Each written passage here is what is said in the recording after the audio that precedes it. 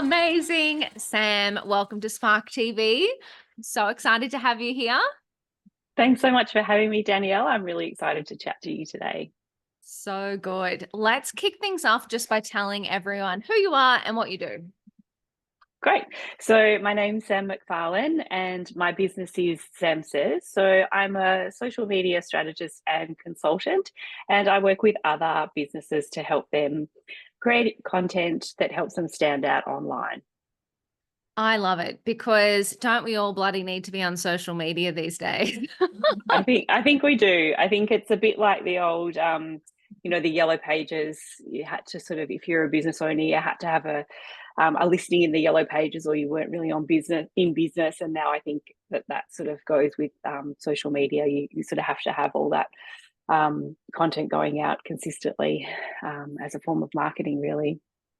Yeah, and I feel like, actually, well, you're the expert. Let me get your thoughts on this. I always think like even if social media isn't exactly your selling tool, like it's not exactly your selling platform, I Mhm. still feel like you still need to keep it really current because it's almost like your digital real estate. It's like your shop front. I know if I go to someone's, say, Instagram and it's not been updated, I'm like, I don't know if they're still around. Not going to waste my time trying to check it out. I'll just like move on and start to look for somebody else. What are your thoughts on that?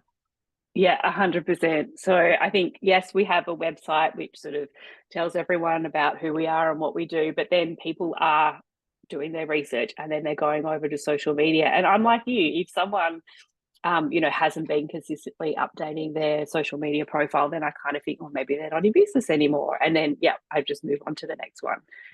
So I do see it as an extension of, your business and your website, really. Yeah, because I feel like you can get really like if you do sell through socials, absolutely like go nuts on strategy and trying all the things and whatever it looks like for you. But yeah, I just feel like businesses really need to keep things updated and consistent in some kind of way. Yeah, even if they're not planning on using social as their primary sales strategy. Yeah, absolutely. And I mean, it doesn't have to be, posting every day or multiple times a day even. It can be, whatever the cadence that is going to suit your business. Just, stick to that, but be consistent in that process. Yeah, I love that. Do you have any tips for people who find it hard to be consistent on social media? I would say that batch creating content is probably the number one thing to be doing if you're really struggling with consistency, because what you'll find is once you sit down and allocate that time to come up with an idea or two, you'll more ideas will come to you, just because I don't know what it is, it's just the nature of it, right? We give ourselves that space and time to actually focus, and the ideas will sort of flow through. Um, so I sort of plan out, and obviously I'm creating content for clients and I'll do a month in advance. But even if you're sort of just sitting down and allocating, 1 hour a week or whatever it is, and thinking, okay, what do I need to be, putting out, what's happening in the business? What can I be sharing with my audience? What can I be educating them on? Just coming up with those different ideas, and then so allocating time, but then having your content pillars outlined as well, so you can sort of match the different content ideas to the content pillars, that sort of, and then schedule out in advance. I love it. I am a huge batch creator myself, because I cannot show up every day consistently. Like I literally just can't do it. That it really hurts my brain thinking that I've got to do something again and again and again and again. It's like doing the dishes for me. I'm like, what the hell? Why does this happen to me every day? So I Exactly. could not agree with you more. I love just that. And you're so right. When you do give yourself that space to brainstorm, the ideas like do start to flow. But I think even like it's good to just keep a bit of a brainstorm list. I have just like a little to-do list in my ClickUp platform. And anytime I think of an idea, I'll just chuck it in there so that when I do get to the batch creating day, I'm almost like a step ahead of myself.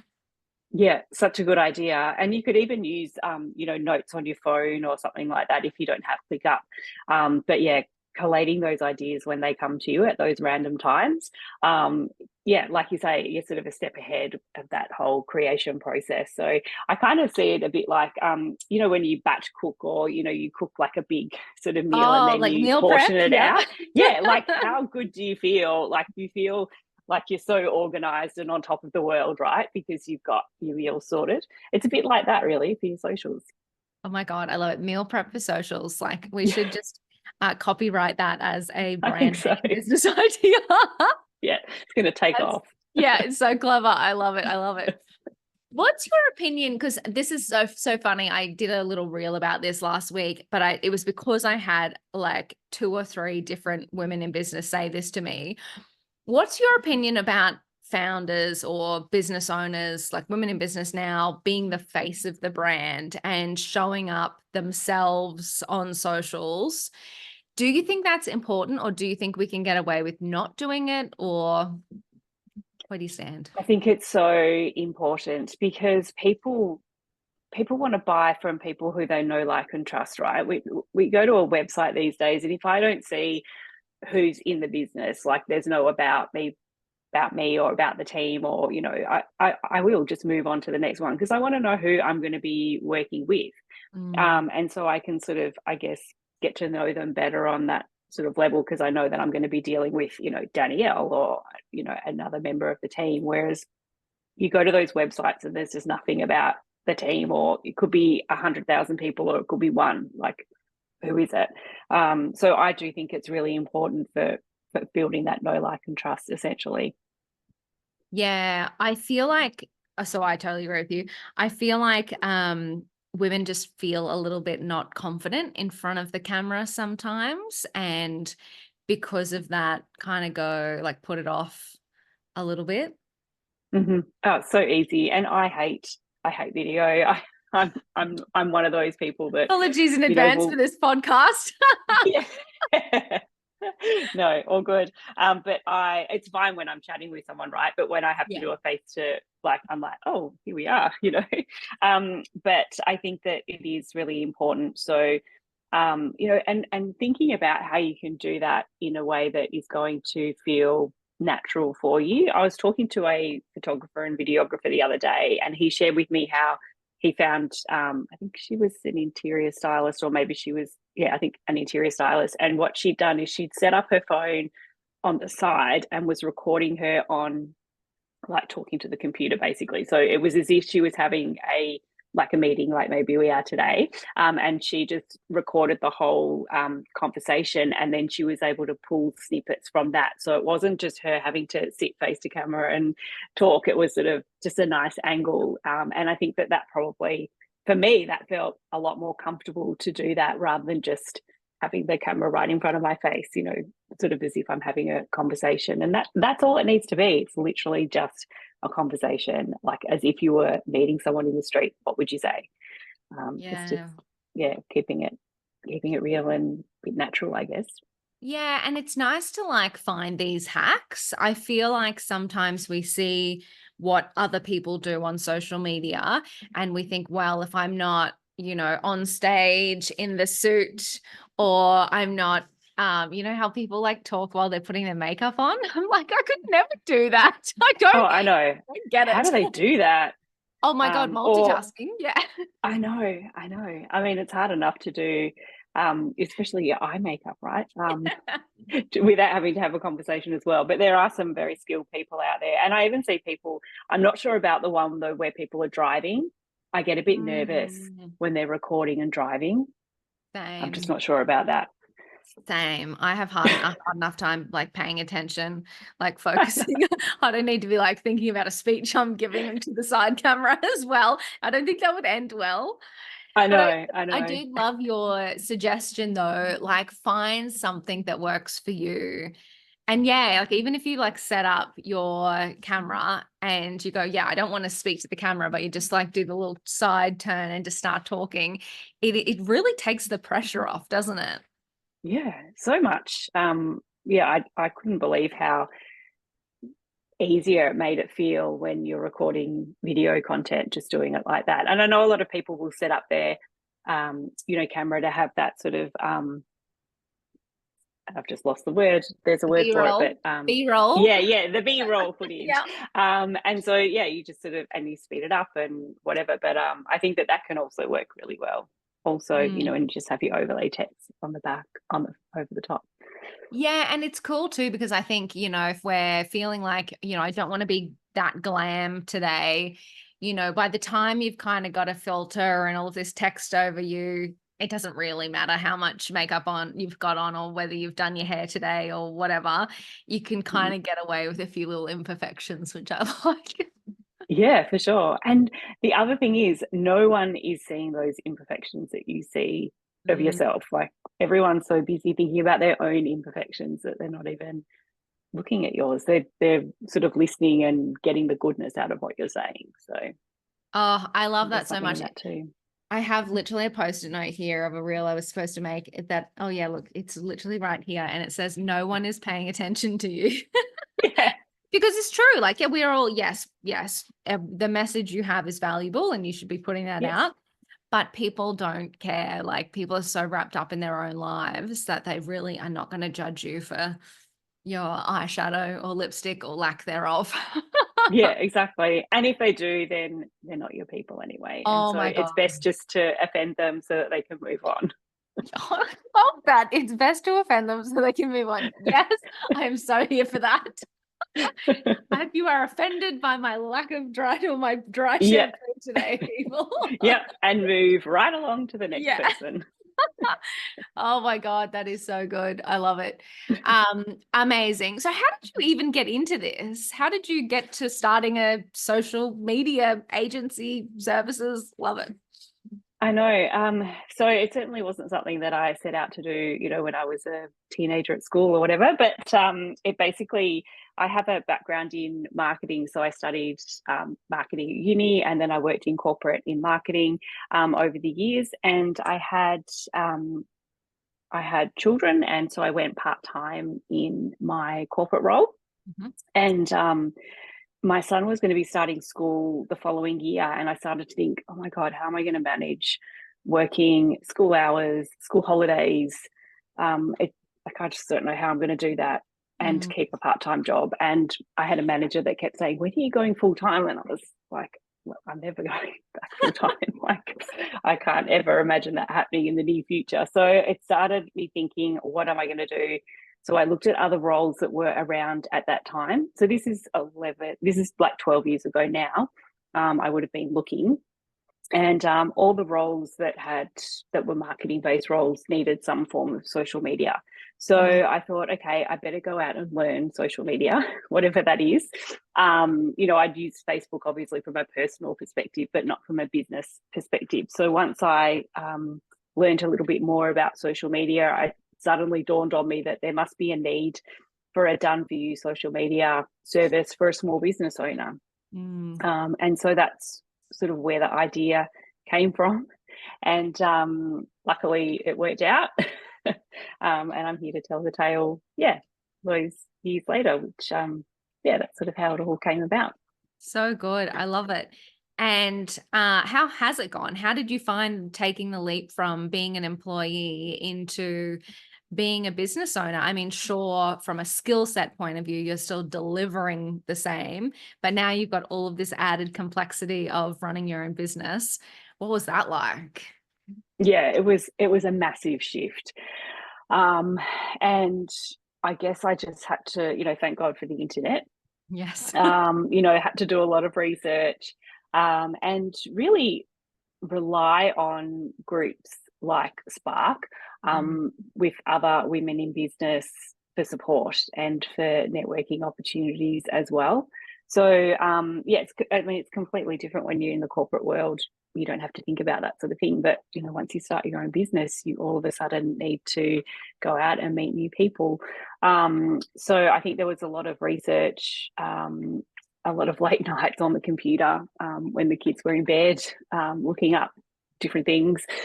But yeah, I'd have to say that going and finding groups like and being part of a part of a community like Spark has probably been, you know, the number one thing Yeah. um, to sort of get me through and have those conversations with other people. And then, of course, business opportunities come up as a result also.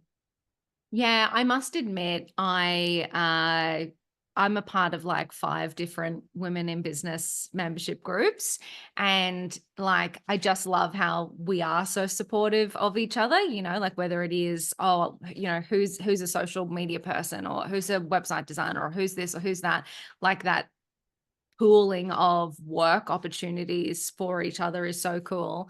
But even so, we had one of the Spark monthly virtual coffee meetings this morning, and it was just everyone was like, I'm just fucking lonely sitting in my house with no one to Mm, talk to. And it was really crazy because like I think everyone on that call just had that same vibe and wanted to show up and just talk to somebody. Because I think mhm. that's, a huge challenge. Yes, I'm like, okay, now I need to be a bookkeeper and my own marketing person and this and that and that. And there's so much you can learn from the web and whatever. But I don't think anyone prepares you for like the isolation of being a business owner. No, I know. And so that's what's so great about these online communities, Mm. which is, I guess a lot of that we can be, there were some good things that did come out of COVID, which is probably that ability to jump online, and everyone's sort of used to it now. And so I think, yeah, it's probably something that would have saved me, because it is really lonely, when you're working for yourself and you also have to motivate yourself, especially if you're working from home. There's lots of other things that you could be doing rather than sitting at your desk. Yes. So yeah, and I've got animals that I can talk to, but they don't respond. So these types of It's when communities are they great. do start to respond, that's when you need to be I'm in worried. trouble. Oh my Yeah. God. It is funny. And that was kind of actually coming up for me this week, was like, I just think because I'm at home, I should be working. It's just like I want to fill the hours. And I go, well, because my partner, he works in mining. So he's gone by, 6 o'clock in the morning, home after 6 o'clock at night. So there's this really long period of time that I'm filling. And I just almost feel bad if I'm not filling it with work. But Mm. then I'm like, we got into this business to like also be flexible and have a life, and yeah, I struggle with that a little bit as well. Like, yeah, when you're in your own home, just pacing around, like, what do I do? And yeah, it's staring into the void. It's just a little confronting sometimes. So it is nice to just be on a call, be on a podcast, be on a virtual networking event, be on something, just see other humans and know that we're all going through the same stuff. Yeah, exactly. I think it's definitely key to keeping everything going, really. Mm. No, I love it. And what do you think's been the biggest challenge for you? I mean, I know we've just touched on wearing all the hats and the isolation of business ownership, but what do you think, in terms of moving from employee to business owner, you found the most challenging through that time? I think that it's probably, keeping yourself motivated to keep on going, but also, and all the things that we've talked about, building that community, but then I guess finding clients that want to work with you again, right? Mm. How So did you that's go about like building early client base? mm, so I was very lucky. I had a friend that, who was one of the main reasons why I started my own business, because she was like, "You've got to leave, the corporate job. There's so much more." And I was like, "What is that more?" Yeah. I don't understand it. Mm. And so she, once I came to that decision of doing Facebook for business owners, she actually had some work that she needed done, and she had some clients that she could sort of hand over to me as well. So I did rely a lot on her initially, for feeding, I guess, for feeding work through. So I was very lucky there in that respect, and then just yeah, joining other groups, I guess, and being on directory listings and going Mm. out to networking events. And um, yeah, it was just a lot of going and Doing meeting different people and having lots of doing your own conversations. socials. Yeah, yeah, yeah, No, and exactly. it is interesting. It's I find that people often start their own businesses with a skill. That's the thing that they're good at, and they want to go into delivery mode and spend a lot of time looking after perhaps those couple of clients that they left their business for. But then, having to put on that salesperson hat and networker hat and marketer hat can be a little daunting. But I think you do just have to put yourself out there in the early days. It's just no shame. Like, we're all in this together. We're all putting ourselves out there. The more places you can get your name, your business name, and what it is you're known for, that can only lead to good things. Yeah, exactly. And I think, in the sort of work that I do, you have to do that consistently as well, because I know that during times when I've gotten really busy and I haven't been out there networking, I certainly, feel that sort of 6 months down the track when maybe the pipeline isn't flowing as much as I would like it to be. So yeah, it's sort of just constantly going, finding those groups that you find are a supportive network for you, and just showing up and having conversations with people. But yeah, it's just sort of, one foot in front of the other, and just getting back out there again. And sometimes, some days you might not feel like it, but you always know that once you've been and had those conversations, I usually find I get so energized from them. And I'm really glad that I did make the effort in the end, rather than just giving in to myself and saying, oh yeah, you could just stay home, it's cold outside, or it's, dark, or, whatever excuse that I can come up with, I'm tired, or yeah, it's like being consistent on socials. You've got to just consistently be out there and having conversations with people. Yeah, it is so true. I know it's funny. I'm a salesperson by trade, but I've still gotten myself into those situations where I'm like, oh, go, go, go. Like, everything's so good. We've got so much work on, and, put that networking or sales outreach or whatever it is to the bottom of the pile, and gone, oh my God, what the hell? Like, that contract ended or that campaign ended. What the hell am I going to do?